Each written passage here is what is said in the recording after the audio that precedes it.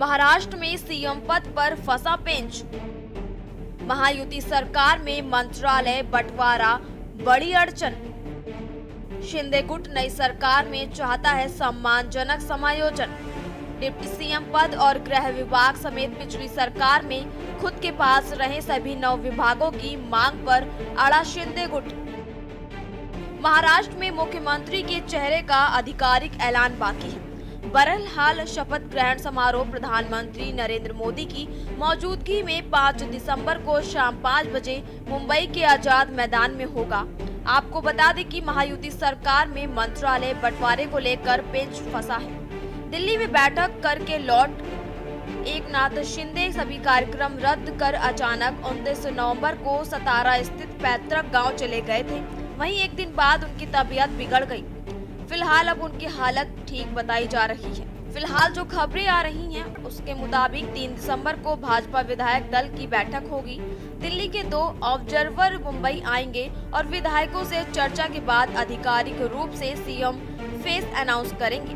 वहीं deputy CM Ajit Pawar ने शनिवार को कहा, सीएम भाजपा का होगा, यह तय हो गया है और शिवसेना एनसीपी से एक डिप्टी सीएम होगा। उधर कांग्रेस सांसद प्रमोद तिवारी ने कहा, भाजपा ने एकनाथ शिंदे को महाराष्ट्र का मुख्यमंत्री बनाया, इस्तेमाल के बाद उन्हें बाहर कर दिया। शिंदे विश्वासघात की सजा भुगत रहे हैं। भाजपा की राजनीति में कोई विश्वसनीयता नहीं है। देखिए, पूर्ण बहुमत है, 2/3 से ज्यादा बहुमत है और नेता नहीं चुन पा रहा।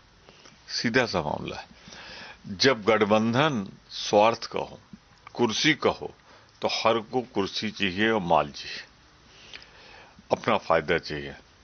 तो महायुति गठबंधन में कौन कितना लूट सकता है, किसको कितना लूटने का लाइसेंस मिलेगा, यही चल रहा है।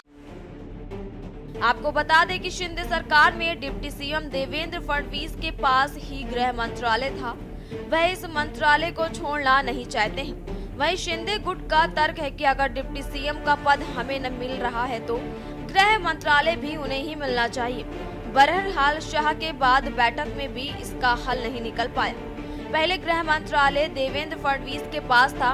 माना जा रहा है कि इस विवाद के चलते शाह की बैठक में कैबिनेट गठन का कोई समाधान नहीं निकल सका। वही माना जा रहा है कि बीजेपी गृह मंत्री का पद कभी हाथ से नहीं जाने देगी। सूत्रों के मुताबिक शाह से चर्चा के बाद भी विभागों को लेकर गठबंधन में खींचातान मची हुई है। भाजपा गृह, राजस्व, उच्च शिक्षा, कानून, ऊर्जा, ग्रामीण विकास अपने पास रखना चाहती है। उन्होंने शिवसेना को हेल्थ, शहरी विकास, सार्वजनिक कार्य, उद्योग ऑफर किया है। वहीं एनसीपी अजित गुट को वित्त, योजना, सहयोग, कृषि जैसे विभाग देने की पेशकश की है। सम्मान पूर्वक मीटिंग अमित शाह के साथ हो गई। वहां अजित दादा थे, देवेंद्र जी थे। तो मेरे ख्याल से आपके पास जो सूत्रों से हवाला आता है उसमें कोई भी तथ्य नहीं है।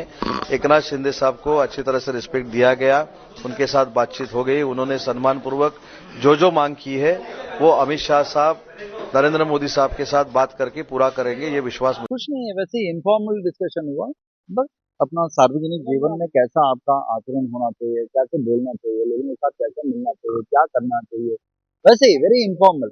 वैसा कुछ नहीं है जैसा लोग सोचते हैं बहुत बड़ा ऐसा कुछ हो गया होगा, पहाड़ टूट गया, वैसा कुछ नहीं है, वेरी नॉर्मल। बात ऐसी है, महाराष्ट्र में एक ऐसी सरकार सुप्रीम कोर्ट के प्रोटेक्शन में चली जो संविधान के खिलाफ घटनाबाह्य सरकार चली। उनके लिए डीवाई चंद्रचूड़ जिम्मेदार है, सुप्रीम कोर्ट जिम्मेदार। अब ये जो केयर टेकर गवर्नमेंट है वो भी संविधान के खिलाफ चल रही है। 10 दिन हो चुके हैं, उनके पास भारी बहुमत है, भारी शैतानी बहुमत।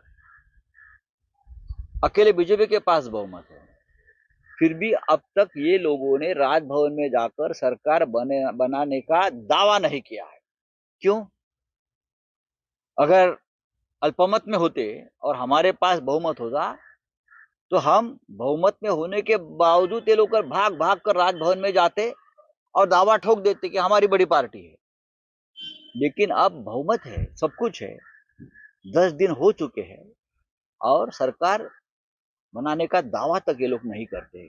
राज्यपाल ने यहाँ राष्ट्रपति शासन लगाने की सिफारिश करनी चाहिए, इतना यहाँ मेस हो चुका है। तो ये गलत बात है।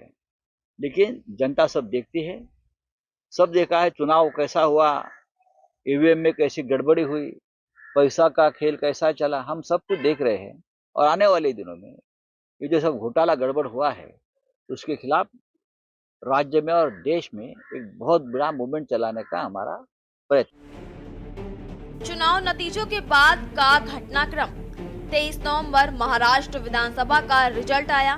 महायुति को 230 सीटों पर जीत हासिल हुई। भाजपा ने 132, शिवसेना एकनाथ शिंदे ने 57 और एनसीपी अजित पवार ने 41 सीटें जीती। शिंदे बोले थे सीएम तीनों पार्टियां मिलकर तय करेंगी। फडणवीस ने कहा था एक है तो सेफ है। 25 नवंबर एक मुख्यमंत्री और 2 डिप्टी सीएम का फॉर्मूला तय हुआ। महायुति की पार्टियों में हर 7-6 विधायक पर एक मंत्री पद के फॉर्मूले की बात सामने आई। इस हिसाब से भाजपा के 22-24, शिंदे गुट के 10-12 और अजित गुट के 8-10 विधायकों को मंत्री बन सकते हैं। 27 नवंबर ठाणे में कार्यवाहक सीएम एकनाथ शिंदे ने प्रेस कॉन्फ्रेंस की। कहा कि भाजपा का सीएम हमें मंजूर है, मुझे पद की लालसा नहीं। 28 नवंबर एकनाथ शिंदे, देवेंद्र फडणवीस और अजित पवार दिल्ली की बैठकों में व्यस्त रहे। करीब 2.5 घंटे तक गृह मंत्री अमित शाह और भाजपा अध्यक्ष जेपी नड्डा के साथ मीटिंग की। शिंदे ने आधे घंटे तक शाह से अकेले मुलाकात की। दिल्ली में बैठक के बाद से शिंदे सतारा जिले में अपने पैतृक गांव चले गए। इस बीच सूत्रों के हवाले से खबर सामने आ रही है, जिसके मुताबिक शिंदे गुट नई सरकार में उप मुख्यमंत्री का पद और गृह विभाग समेत पिछली सरकार में खुद के पास रहे सभी 9 विभागों की मांग पर अड़ा है। सूत्रों के मुताबिक सीएम पर फैसले के बाद ही शिवसेना आगे की रणनीति का खुलासा करेगी। जिन 9 विभागों की मांग की जा रही है उनमें शहरी विकास मंत्रालय भी शामिल है। कहा जा रहा है कि दिल्ली में अमित शाह के साथ सीएम शिंदे, देवेंद्र फडणवीस और अजित पवार की जो बैठक हुई थी उनमें सीएम के लिए किसी की नाम की घोषणा जानकारी नहीं दी गई। केवल यह संकेत दिया गया था कि सीएम भाजपा से तय होगा, वही सीएम शिंदे में शामिल होगा या नहीं, इस पर विचार किया जा रहा है। लेकिन इंतजार इस बात का है कि पहले बीजेपी सीएम के चेहरे का ऐलान करे। वहीं भाजपा ने महाराष्ट्र की नई सरकार के शपथ ग्रहण की तारीख की घोषणा कर दी है।